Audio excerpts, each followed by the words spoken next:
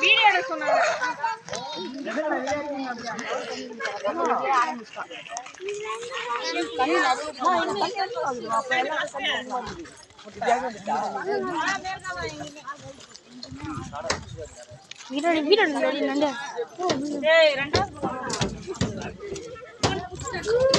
மீன் ready mummy, மீன்லாம் இருக்குதா மம்மியா? போடா மீன்லாம் இருக்குதா?